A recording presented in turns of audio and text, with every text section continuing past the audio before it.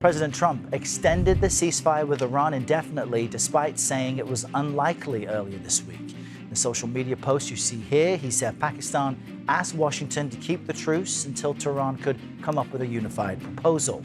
And that ceasefire could be short-lived, though. Hours after the truce was extended, Iran fired at multiple ships in the Strait of Hormuz. State media claims Tehran seized the vessels.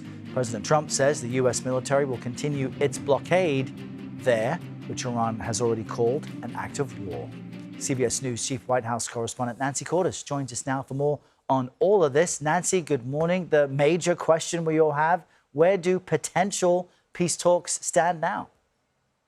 Well, Errol, Vice President Vance was all set to travel to Pakistan for those peace talks yesterday, but then the talks were called off with each side blaming the other, and there are no new talks scheduled as of right now. President Trump, remember, had vowed to resume bombing Iran if there were no talks that led to a deal. But then he ended up doing the opposite, prolonging the ceasefire indefinitely.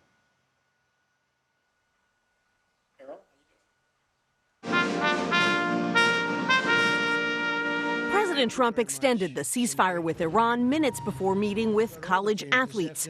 In a post on Truth Social, he said, "The government of Iran is seriously fractured. We have been asked to hold our attack on the country of Iran until such time as their leaders and representatives can come up with a unified proposal." Well, I expect to be bombing. Just 8 hours earlier, Trump had insisted he was not inclined to extend the two-week ceasefire. I don't want to do that. We don't have that much time because by the time both parties get there, as you know, they just got the okay to go forward, which I knew they were going to do anyway. That claim turned out to be premature. Instead, the Iranians refused to attend planned talks in Pakistan until Trump lifts his blockade of Iranian ports. They called the blockade, quote, an act of war and thus a violation of the ceasefire. So Vice President Vance never left for Islamabad. The setback nudged worldwide oil prices up 3% and left Congress unclear about the road ahead. Everyone seems to think that Trump has some sort of mad genius to what he's doing. It seems to me like he's just an arrogant egotist popping off in ways that aren't well thought out and don't advance any sort of strategic plan. Trump says he has directed the U.S. military to continue the blockade, and U.S. forces are also expanding operations into the Indian Ocean, where they seized a sanctioned tanker suspected of smuggling Iranian oil yesterday, and they escorted another vessel off of India's western coast. Errol? All right. Nancy Cordes at the White House. Thank you, Nancy.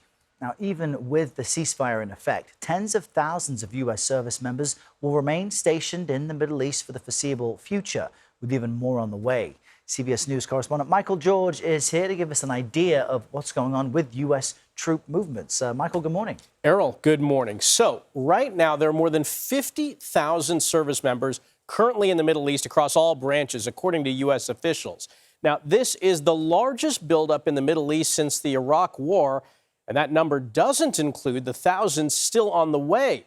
Another 6,000 service members are currently traveling around Africa. U.S. officials told CBS News they're on their way to the Middle East aboard the USS George H.W. Bush aircraft carrier and 3 of its destroyers.